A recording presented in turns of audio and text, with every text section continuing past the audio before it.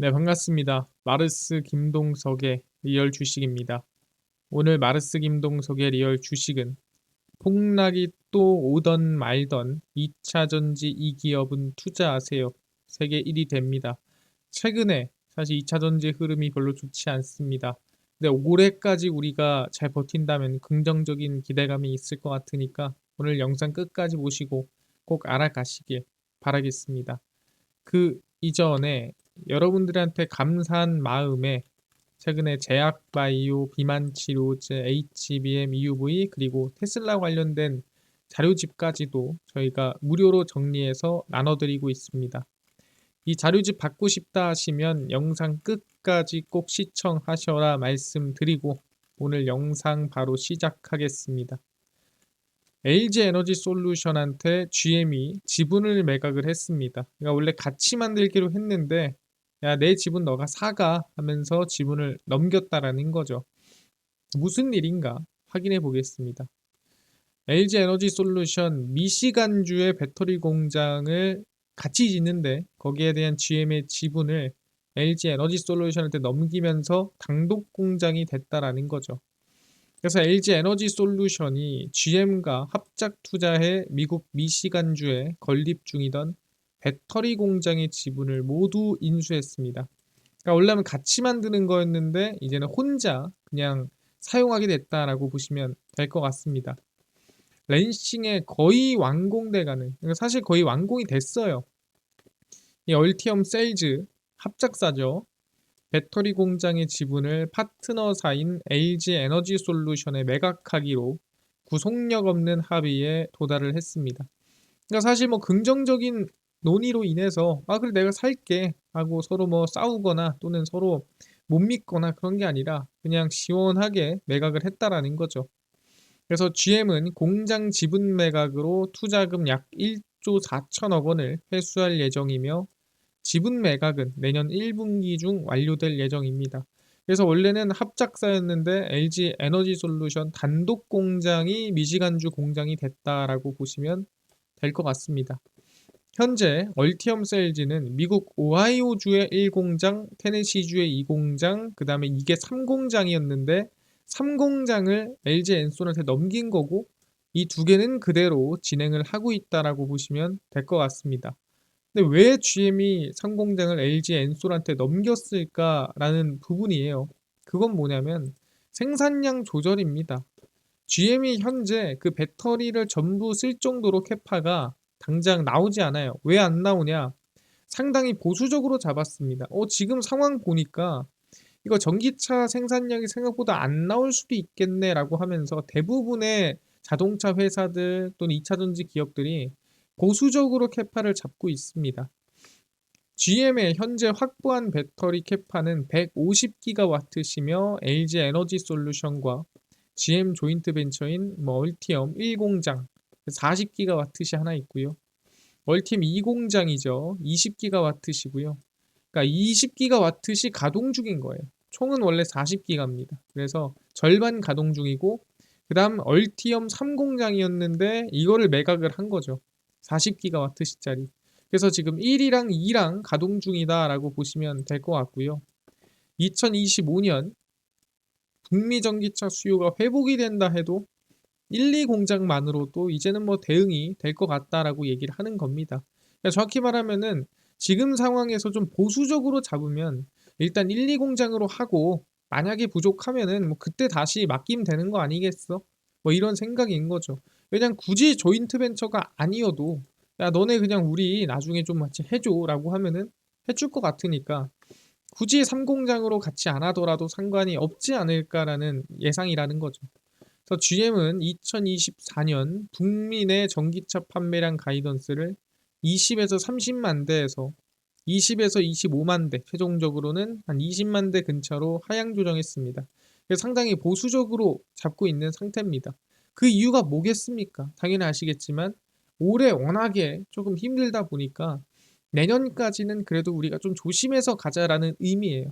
여러분들이 오해하시는 게 뭐냐면 대부분 이 캐파라든가 또는 전망치를 조금 낮추는 부분에 대해서는 진짜 안 좋을 것 같은데 라기보다는 내가 기대를 좋게 만들었다가 혹시나 안 되면 어떡하지라는 걱정에 미리 전망치를 낮춰놓는 겁니다. 너무 기대하지 마. 이럴 수도 있어. 라는 얘기인 거죠. 그래서 실제로 이 캐파를 확인해 보면은 LG 에너지 솔루션에서 얼마 정도의 캐파가 혼자 먹게 된 거냐. 그러니까 원래는 오하이오주, 테네시주 공장 2개 현재 돌아가고 있죠. 근데 지금 뭐 절반만 돌아가는 것도 있고요. 이거는 이제 합작입니다. 근데 이거를 이제 먹은 거예요. 40기가와트씩 이거 하나를 LG 엔솔이 하나 먹은 거고요. 빼면은 캐나다의 45, 그 다음에 단독 공장 미시간 애리조나 있고요. 그 다음에 오하이오, 조지아, 현대기아, 혼다, 스텔란티스, 그 다음에 GM인데 그 중에 40기가와트씩을 혼자 가져간 겁니다. 그러니까 캐파가 누가 보면은 뭐 한 절반 뺏긴 줄 아는데 그 정도 아니고요. 많지 않은 양입니다. 그래서 이왕 이런 김에 LG 엔솔도 어떻게 보면은 다른 전기차라든가 2차전지 기업들처럼 리밸런싱을 이번에 시도를 하고 있다라고 보시면 될 것 같고요. 그래서 이번에 뭐가 발표했냐면 유증을 2년 연기하자라고 한 겁니다. 이 유증 납입을 2년 연기한 이유가 뭐겠습니까? 어차피 지분도 인수한 마당에 지금 이걸로 진행을 하고 그 다음에 이 투자는 조금 우리 천천히 시간을 두고 진행하자라는 거죠. 투자 효율화에 나선 LG 에너지 솔루션이 미시간 생산법인 유상증자 납입일을 2년 뒤로 연기했습니다. 그러니까 원래는 이제 진행을 했어야 되는데 이거 우리 좀 천천히 하자. 지금 보니까 다들 좀 보수적으로 잡고 있더라. 그래서 우리도 2년 뒤로 연기를 했지만 일단 지금 GM 지분 인수한 것도 있고 여러 가지가 있으니까 우리 좀 보수적으로 가볼까 하면서 리밸런싱 중이다라고 보면 될 것 같아요. 그러니까 사실 이제 현실을 마주하는 거죠. LG 에너지 솔루션 관계자는 캐즘으로 생산시설 리밸런싱을 하는 과정이라는 거죠. 그러니까 어쩔 수 없이 지나가는 과정입니다. 설비 투자를 늦춘다기보다는 납입 일정을 여유 있게 조정한 겁니다. 뭐 언제든 납입하면 되는 거니까 굳이 뭐 우리가 지금 해야겠어? 라고 여유를 좀 두는 거고요. 그래서 사람들은 이 부분에 대해서 돈이 왜 늦게 들어와가 아니라 상황상 당장 굳이 돈을 넣을 필요가 없게 된 겁니다. 그래서 유상증자 최종 납입일을 올해 말에서 2026년 말로 2년을 늘린 거고요. 그래서 그 안에 언제든 또 수정하거나 바꿀 수 있기 때문에 시간적인 여유가 생겼다라고 보시면 될 것 같습니다. 그래서 개인적으로 2차 전지는 시간 문제라고 생각합니다. 뭔 소리냐? 많은 분들이 보고 있는 게 그거예요. 25년에 회복이 되냐, 아니면 26년에 회복이 되냐에 대한 부분이거든요. 정확히 말하면 25년 초부터 상승이 나오냐, 아니면 2025년 하반기부터 상승이 나오냐에 저는 문제라고 보는 거죠. 왜냐한다면은 당장 내년부터 회복이 될 것 같긴 한데 조금 늦어져도 2026년도에는 회복이 될 것 같다라는 게 대부분의 전망입니다. 그러다 보니까 내년부터 회복이 됩니다라는 전망이 있는 반면에 내년에 저점을 찍고 저점을 확인하고 하반기부터 회복이 됩니다라고 하는 전망들이 있다라는 거죠. 그래서 개인적으로는 2차 전지에 대해서는 긴 호흡을 가지고 정확히 말하면 큰 추세를 가지고 접근하는 게 맞다라는 거예요. 당장 이번 이슈, 다음 주 이슈, 이번 달 이슈로 끝내고 마는 게 아니라 큰 추세적으로 얘기하지만 주도 업종입니다. 2차 전지는 대한민국의 주요한 시가총액을 가지고 있는 주도 업종이기 때문에 2차 전지가 오른다는 건 시장이 움직인다는 뜻이고요. 2차 전지가 움직인다는 건 시장이 변한다는 뜻입니다. 그러다 보니까 가볍게 종목이 움직일 수는 없다라고 얘기하는 거예요. 그러다 보니까 상황상 우리가 지금 예상한 것보다 더 좋아지면 빠르게 움직일 수 있지만 예상한 대로 흘러가면은 2025년도에 저가를 찍고 하반기부터 상승세가 이어질 수 있지 않느냐라고 얘기하는 겁니다. 얘기하겠지만 아까 말씀드렸죠. 움직이는 게 단발적으로 움직이는 게 아니라 2차 전지를 움직이기 시작하면은 주도주로 움직일 가능성이 높다라는 거죠. 그러다 보니까 큰 호흡과 큰 방향을 보고 우리는 지켜봐야 된다라고 얘기를 하는 겁니다. 그 이유에 대해서 얘기하는 게 뭐냐라고 한다면 예상치가 높은 것보다 와 이거 너무 좋고 저거 너무 좋고 이거 너무 좋고 내년에 이럴 거고 저럴 거고 했다가 기대에 못 미치는 것보다 일단 지금 당장에서는 보수적으로 기대감을 낮춰놓는 게 나은 거예요. 왜? 생각보다 잘 됐네? 생각보다 괜찮네? 훨씬 낫다라는 거죠. 아시겠지만 최근에 미국의 기술주라든가 이런 기업들이 갑자기 뭐 하루 만에 10%씩 급락하고 하락한 이유가 뭐냐면 기대를 이만큼 올려놨는데 이거보다 조금만 모자라도 급락하고 이거보다 조금만 모자라도 급락하는 모습인 거예요. 왜? 기대가 너무 높으니까. 오히려 기대를 낮춰놓는 게 지금은 이득이라는 거예요. 왜? 잘 되면 좋은 거니까. 그래서 이제 예상치를 보면은 2차전지 4분기 종목들이 왜 이렇게 안 좋지? 예, 실적이 안 좋아서 그렇습니다. 제가 얘기했죠.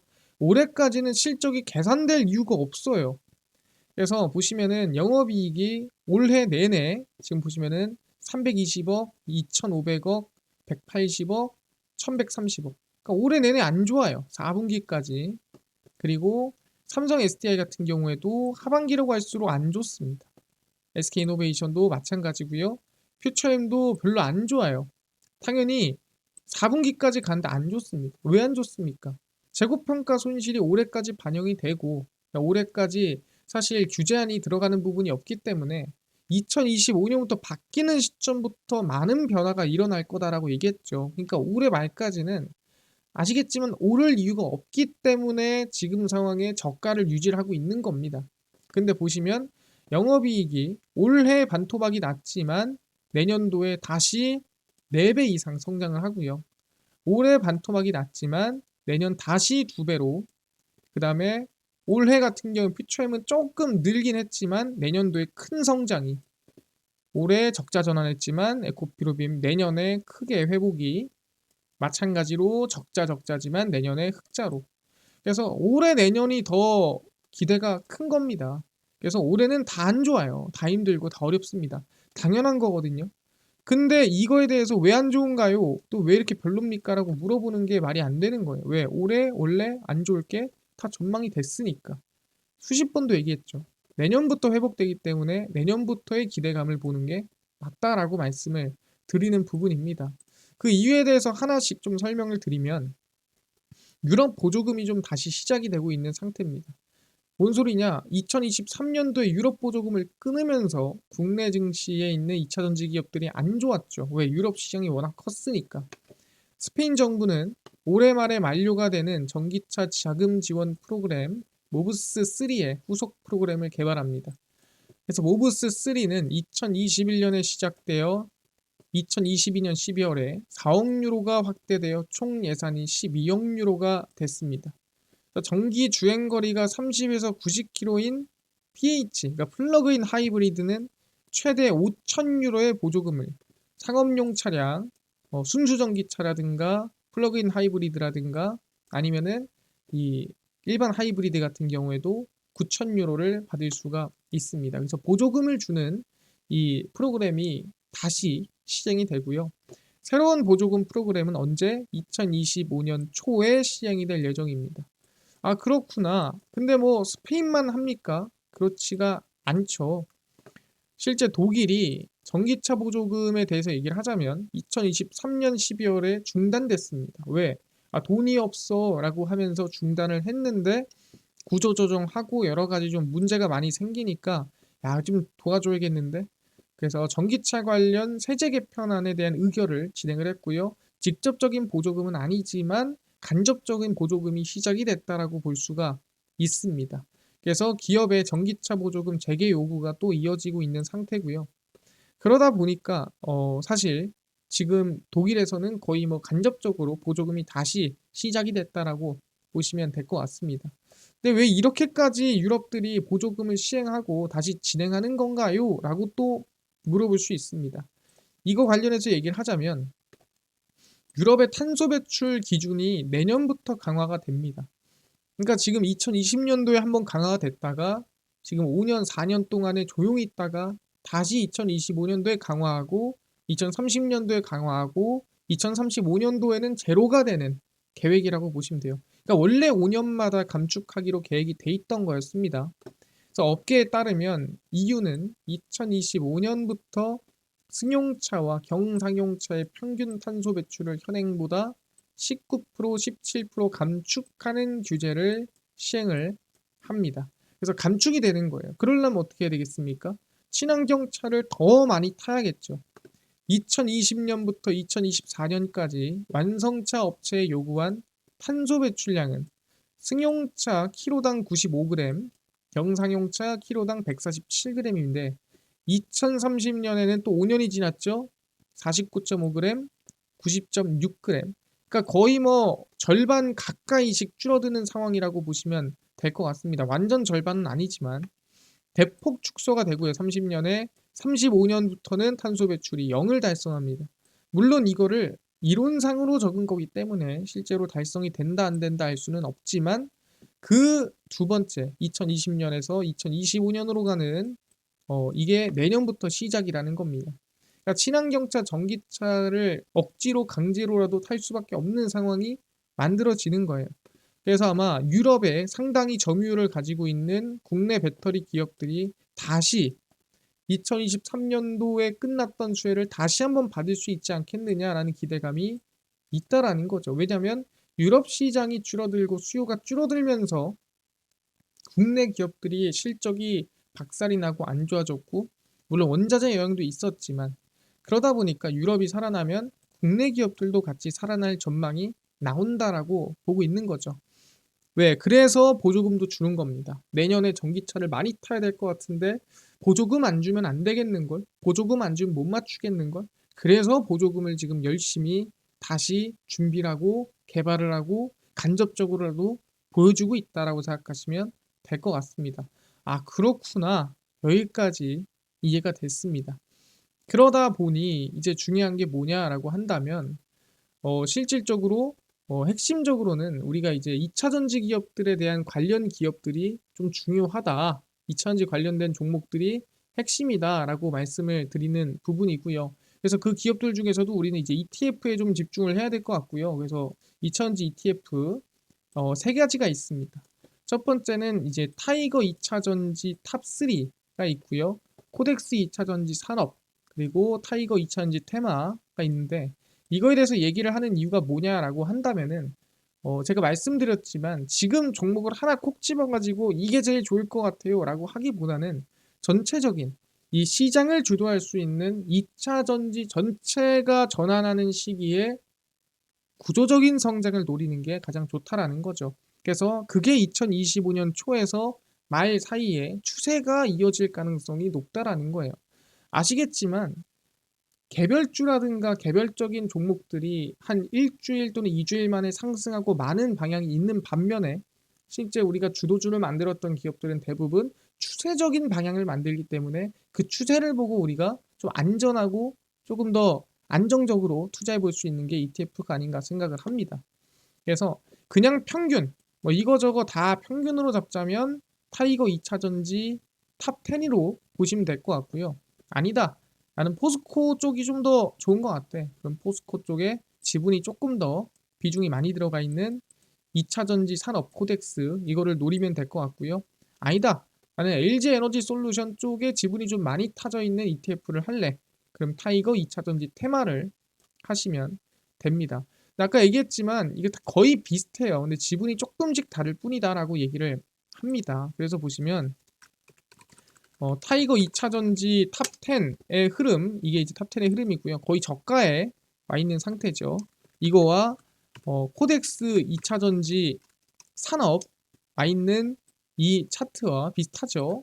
이게 이제 방금 전에 얘기했던 포스코와 흐름이 비슷한 부분이고 그 다음에 이제 마지막이 이제 타이거 2차전지 테마입니다. 이게 이제 LG 에너지 솔루션 따라가는 건데 다 비슷비슷합니다. 근데 아까 말씀드렸지만 비슷비슷한 거에 반면에서 조금 개인의 의견에 따라서 나눠서 투자할 수 있다는 거 말씀을 드리니까 지금 구간에서는 상당히 저가 부분입니다. 근데 올해 말까지는 지지부진할 거예요. 근데 내년에 회복을 기대하면서 관심을 두고 있는 게 중요하다라고 말씀을 좀 드리도록 하겠습니다.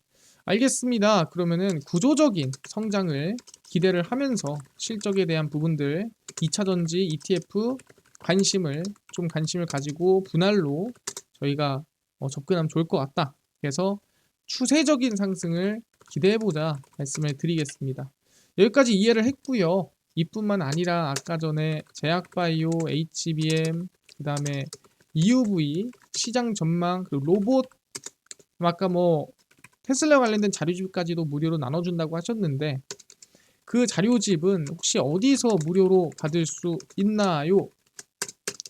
하시는 분들이 있고요. 뿐만 아니라 당일 급등이 예상되는 단타 종목을 매일 무료로 좀 나눠주시고 장 시작 전에 급등이 예상되는 뉴스라든가 시황을 무료로 좀 나눠주세요.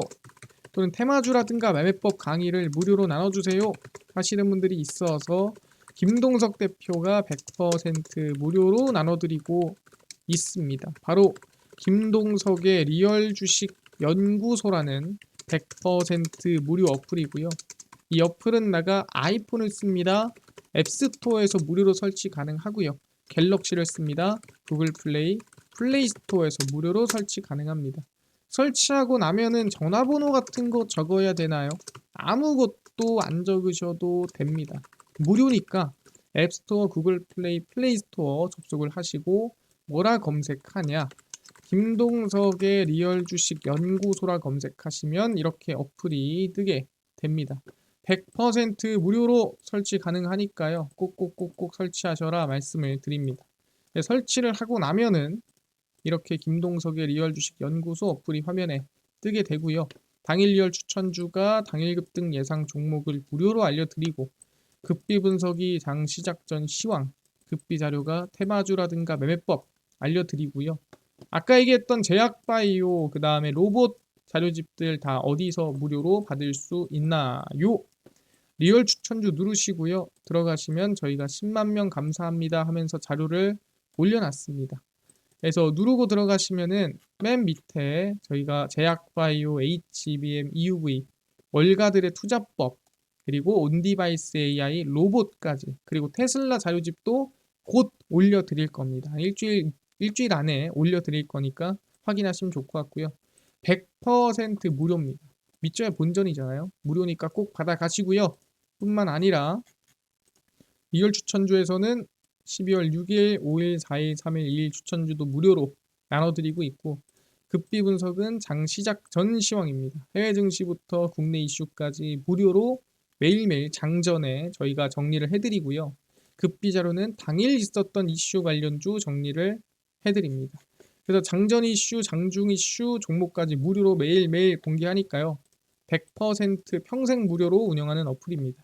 종목 시황 테마주 얻어가시고 뿐만 아니라 저희 마르스 김동석의 리얼 주식 유튜브 여러분들의 사랑으로 갑니다. 구독자 20만 명 향해 달려가니까요. 유튜브 구독, 영상 좋아요, 댓글까지 남겨주시면 너무나도 감사하겠다 말씀드리면서 오늘 영상 여기서 마치고 다음번에 더 좋은 영상으로 찾아뵙도록 하겠습니다. 감사합니다.